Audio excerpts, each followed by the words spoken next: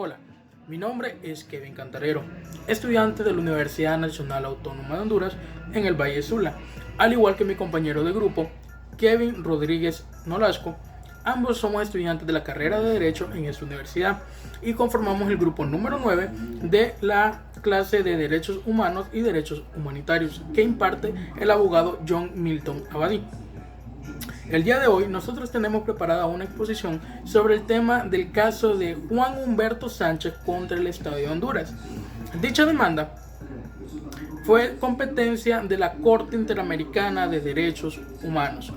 El día de hoy vamos a estar atendiendo lo relativo a esta demanda, a este caso y a este proceso, al proceso que se realizó para llevar a cabo el caso.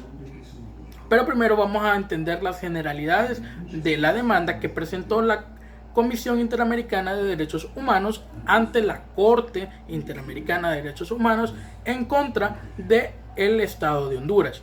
Pues el 8 de septiembre de 2001, la Comisión Interamericana de Derechos Humanos sometió a la Corte una demanda contra la República de Honduras, la cual se originó en una denuncia recibida en la Secretaría de la Comisión Interamericana de Derechos Humanos un 19 de octubre de 1992. En esta demanda, la Comisión Interamericana alegaba los hechos que habían ocurrido para dar efectos a la denuncia que recibió la Secretaría de la Comisión Interamericana. Estos hechos son: uno, que el señor Juan Humberto Sánchez había sido detenido no en una, sino en dos ocasiones por las Fuerzas Armadas hondureñas, por su presunta vinculación con el Frente para la Liberación Nacional de El Salvador. La primera captura fue hecha el 10 de julio de 1992 por efectivos del 10º Batallón de Infantería de las Armadas hondureñas, por su presunta vinculación con el Frente para la Liberación Nacional de El Salvador. Como había dicho, por efectivos del 10º Batallón de Infantería de Marcala La Paz. Sin embargo, el señor Juan Humberto Sánchez fue dado en libertad al día siguiente, es decir, el 11 de julio de 1992, por ausencia de evidencia sobre los cargos de su detención. Como tercer acto, tendríamos que la segunda captura del señor Juan Humberto Sánchez se produjo la misma noche que fue dado en libertad, es decir, el 11 de julio de 1992, por efectivos del 1er Batallón de Fuerzas Territoriales. Esta captura fue en su casa de habitación por la noche del mismo 11 de julio. Y fue hasta el 22 de julio de 1992 que los familiares de la presunta víctima se enteraron que se había producido el hallazgo del cadáver de Juan Humberto Sánchez en un pozo del Río Negro. Es decir, sus familiares no tuvieron información del paradero del señor Juan Humberto Sánchez hasta 11 días después de su segunda detención.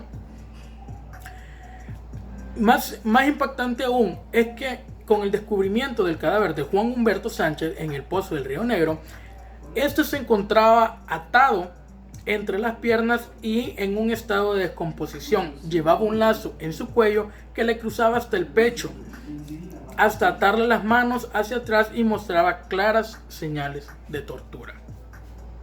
Todos estos actos y estos hechos fueron señalados en la demanda que interpuso la Comisión Interamericana de Derechos Humanos ante la Corte Interamericana de Derechos Humanos.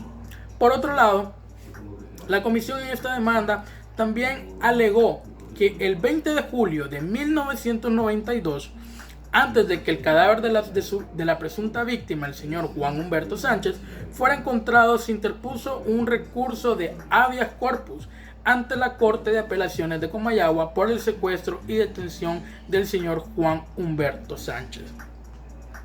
Dicho habeas corpus, dicho recurso fue declarado sin lugar el 14 de agosto de 1992. La comisión también señaló que hasta la fecha en que se presentó la demanda, ninguna persona había sido juzgada ni sancionada por el secuestro, la tortura, la ejecución del señor Juan Humberto Sánchez. por lo que entendemos que hay una clara impunidad en relación con el caso del señor Juan Sánchez. En ese sentido, la comisión también manifestó que el proceso penal que se ha seguido se ha caracterizado por una falta de seriedad y eficacia y han sido suficientes tropiezos desde el comienzo con sus numerosos obstáculos, entre los que se pueden contar la intimidación y amenazas a testigos y a familiares de la presunta víctima. En razón de lo anterior, la comisión solicitó a la Corte que declarara la violación en perjuicio del señor Juan Humberto Sánchez de los derechos o garantías como el derecho a la vida, el derecho a la integridad personal, el derecho a la libertad personal, las garantías judiciales y la protección judicial por parte del Estado. En conjunción con la obligación establecida en el artículo 1.1, que es la obligación de respetar y garantizar los derechos en que está de la Convención Americana, de la cual Honduras forma parte, igualmente la comisión solicitó a la Corte que ordenara al Estado que adoptara una serie de reparaciones pecuniarias y no pecuniarias con la familia del fallecido. Ok, ahora, ¿por qué la Corte Interamericana de Derechos Humanos tiene competencia sobre este caso? Pues se determina que la competencia de este caso es de la Corte Interamericana de Derechos Humanos porque es competente para conocer del presente caso en razón de que Honduras es estado parte de la Convención del 8 de septiembre de 1977 y reconocido la competencia contenciosa al tribunal el 9 de septiembre de 1981. La declaración puede ser hecha incondicionalmente o bajo condición de reciprocidad. Por un plazo determinado para casos específicos, deberá ser presentada al secretario general de la organización, quien transmitirá copias de la misma a los otros estados miembros de la obligación y la secretaria de la Corte. La Corte tiene competencia para conocer de cualquier caso relativo a la interpretación y aplicación de las disposiciones de la Convención que les sean sometidos, siempre que los estados partes, en el caso de que hayan reconocido o reconozcan dicha competencia, por la declaración especial como se indica en los incisos que leí anteriormente. Cuando se decida que hubo violación de un derecho o libertad protegidos en esta convención, la Corte dispondrá de que se garantice al lesionado en el goce de sus derechos o libertad conculcados. Dispondrá asimismo, si ello fuera procedente, que se reparen las consecuencias de la medida o situación que ha configurado la vulneración de esos derechos y el pago de una justa indemnización a la parte lesionada. Es por esto que la Corte Interamericana de Derechos Humanos sí posee la competencia para conocer de este caso. Ahora vamos a ver un poco sobre el procedimiento que se llevó a cabo ante la Comisión de Derechos Humanos Interamericana de Derechos Humanos. El caso fue abierto por la Comisión Interamericana el 20 de octubre de 1922 a raíz de una denuncia interpuesta por la Comisión para la Defensa de los Derechos Humanos en Centroamérica, también conocida como CODEUCA. Los peticionarios presentaron ante la comisión sus alegatos sobre la admisibilidad y el fondo del asunto los días 19 de noviembre de 1992, el 2 de abril de 1993, el 7 de diciembre del 2000 y el 29 de enero del 2001. Y el Estado lo hizo los 6 días de abril de 1993, el 14 de julio de 1997 y el 12 de julio de 1999, los cuales fueron transmitidos a las partes respectivas en su debida oportunidad. El día 11 de junio de 1999, es decir, prácticamente 7 años después, la comisión envió una comunicación a las partes poniéndose a su disposición con el objetivo de alcanzar una solución amistosa. El 6 de marzo del 2001, la comisión aprobó en su 111 periodo de sesiones el informe 6501, sobre la admisibilidad y el fondo del caso y decidió lo siguiente: que tiene la competencia para conocer del caso, como antes lo estábamos mencionando, y que la petición es admisible de conformidad con el artículo 46 de la Convención Americana. También determinó que, con fundamento en los hechos probados y el análisis realizado, la Comisión establece que el Estado de Honduras es responsable de la violación en perjuicio de Juan Humberto Sánchez de los derechos de libertad personal, de sus garantías judiciales, de su integridad personal, la libertad personal y la protección judicial. La comisión hizo las siguientes recomendaciones al Estado de Honduras. Primero, que llevara a cabo una investigación seria, imparcial y exhaustiva de los hechos denunciados a efectos de determinar la responsabilidad penal de todos los autores del secuestro y la ejecución en perjuicio del señor Sánchez, y para determinar si hay otros hechos o acciones de agentes estatales que hayan impedido la investigación completa y la sanción de los responsables. Reparar en forma efectiva y pronta la violación a los familiares de la víctima, pues recordemos que anteriormente les había comentado que estos estaban siendo víctimas de amenazas por parte de terceras partes. Muy bien, esto ha sido un poco la generalidad de lo que es el caso de Juan Humberto Sánchez contra el Estado de Honduras. Mi compañero va a darle continuación a la exposición. Muchas gracias. Mi nombre es Kevin Mauricio Rodríguez. Voy a continuar con lo que es la exposición. Recordemos que los hechos, ¿verdad? El caso se trata de que el presente caso se refiere al señor Juan Humberto Sánchez, en el cual fue detenido por dos ocasiones por las Fuerzas Armadas, una en el 10 de julio de 1992 y la otra el 11 de julio por el primer batallón, dado el caso de que ninguna fuerza armada puede proceder a detención, sino que debe de ser la policía, como está establecido, o es como debería de ser.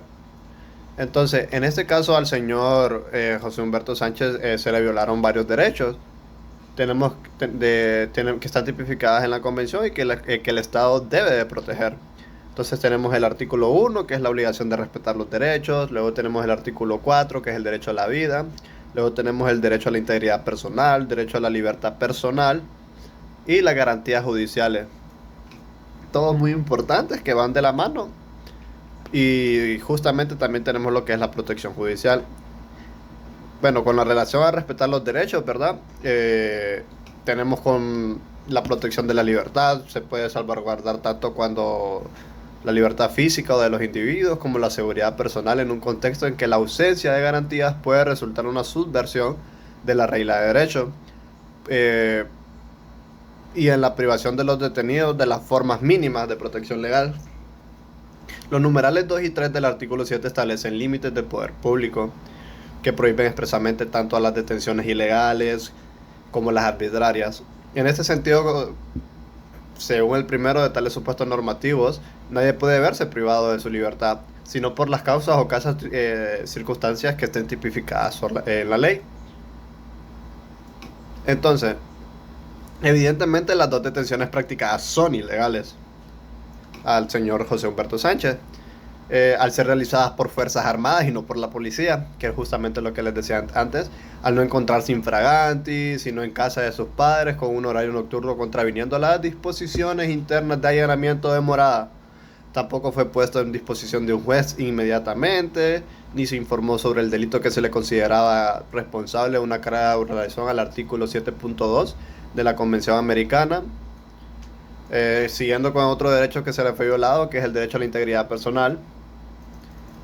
Tenemos que el Estado viola el artículo número 5 en la Convención en perjuicio del señor José Humberto Sánchez, ya que por las condiciones que fueron encontrados los restos mortales se llegó a la conclusión de que fue objeto de severas torturas, de que éste sufrió al momento de morir, y el Estado pues no tuvo una respuesta razonable para los familiares del señor José Humberto Sánchez.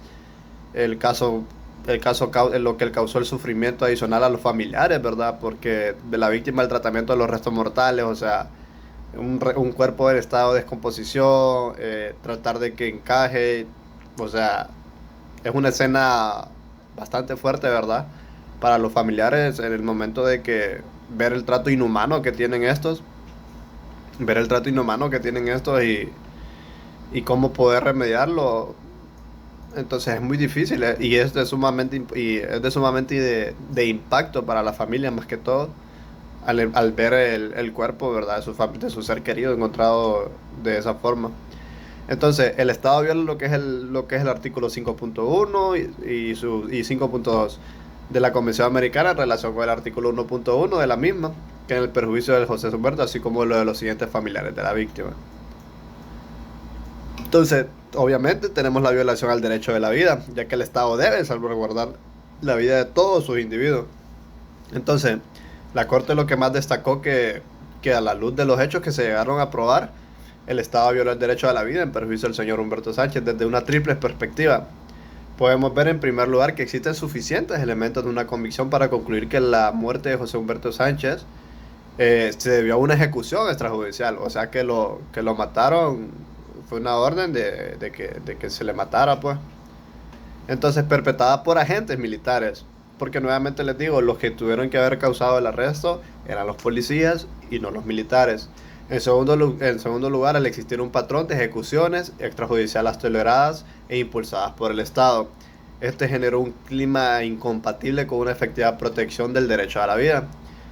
Porque se dice que es incompatible porque el Estado está ordenando las muertes extrajudiciales, pero también debe protegerlas.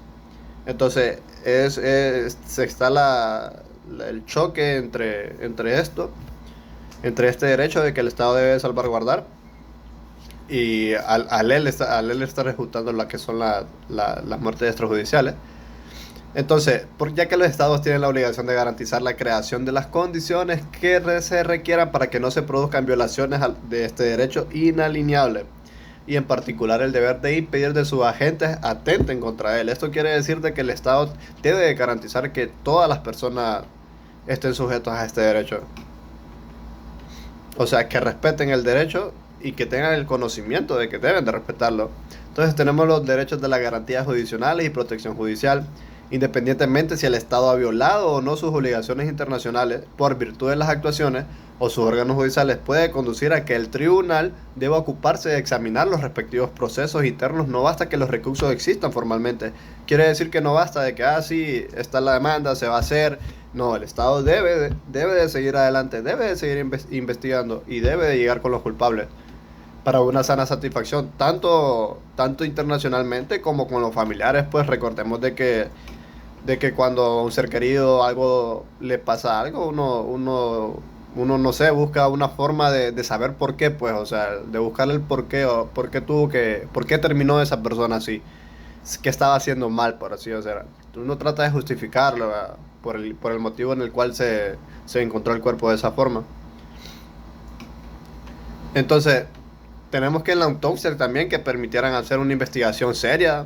Se tiene que hacer una investigación seria y efectiva de todo lo que sucedió, a sancionar a los responsables. Dentro de los mecanismos de prevención, el Estado debe de establecer los procedimientos efectivos para investigar seriamente y a profundidad las circunstancias en lo que se podría darse una violación de derecho a la vida, en el sentido del principio cuarto de los principios sobre la efectiva prevención e investigación de ejecuciones extrajudiciales arbitrarias, sumarias de las Naciones Unidas. Dispone que se deberá garantizar protección efectiva mediante recursos judiciales de otra índole de las personas que se encuentren en peligro de ser ejecutados.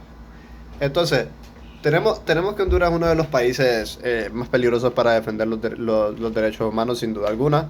Y es lo que mencionaba anteriormente, ¿verdad? De que las medidas cautelares son de que la policía debe defender a la persona que está peleando por su derecho, cuando esta es la misma persona de que va y cuando están haciendo una revuelta, pues llegan a desalojarlos con abuso de poder. Entonces, existe la incompatibilidad, existe la desconfianza, existe nuevamente, como les digo, o sea, el Estado no ha tratado de que la figura policial pues se recupere de la desconfianza que tiene el pueblo hacia ellos, porque es inminente de que todo mundo o en su mayoría cree que la mayoría está llena de corruptos, de que trabajan con el crimen organizado y que el Estado pues está confabulado con ellos. Entonces, ya para terminar tenemos la sentencia, que la sentencia pues la sección preliminar, fondo de reparaciones y costas constituye pues por el Estado. El Estado debe pagar lo que la cantidad de 39.700 dólares estadounidenses, equivalente a la moneda hondureña, por concepto de indemnización de daño material. También tenemos que el Estado debe pagar la cantidad de 245.000 dólares de Estados Unidos de América o su equivalente en moneda. Y el Estado debe continuar investigando efectivamente los hechos del presente caso. En términos de la presente sentencia, identificar a los responsables, tanto materiales como intelectuales, así como los eventuales encubridores y sancionarlos. Y sancionarlos administrativamente, penalmente, como se corresponda. Hablando meramente pues ya de lo que el Estado, pues obviamente pierde la demanda que se le realiza, tiene que pagar indemnización, pero dejando fuera de lado, pues es muy difícil, ¿verdad?, defender los derechos humanos en un país donde defenderlos prácticamente es pensar de que puede llegar a morir, porque es así. Y en mi opinión personal, aún le pueden dar todo el dinero del mundo a estas personas, ¿verdad? O sea, pueden intentar brindarle la ayuda económicamente lo más que puedan, pero el daño emocional, la pérdida de un ser familiar, en lo personal es algo que no se puede comprar y no lo podemos calcular con dinero, básicamente.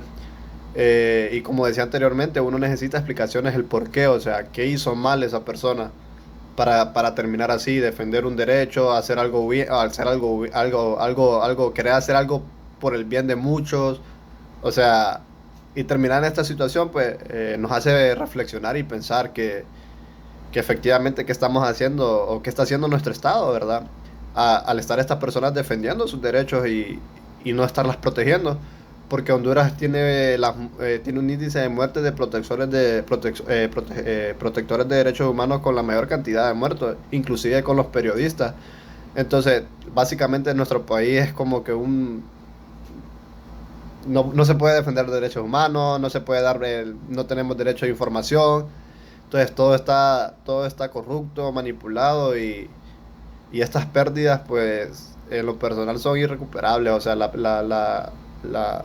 la vida de un ser humano es muy, muy valiosa, y para los familiares, pues, no creo de que el dinero pueda comprar todo lo que el Estado, o a falta a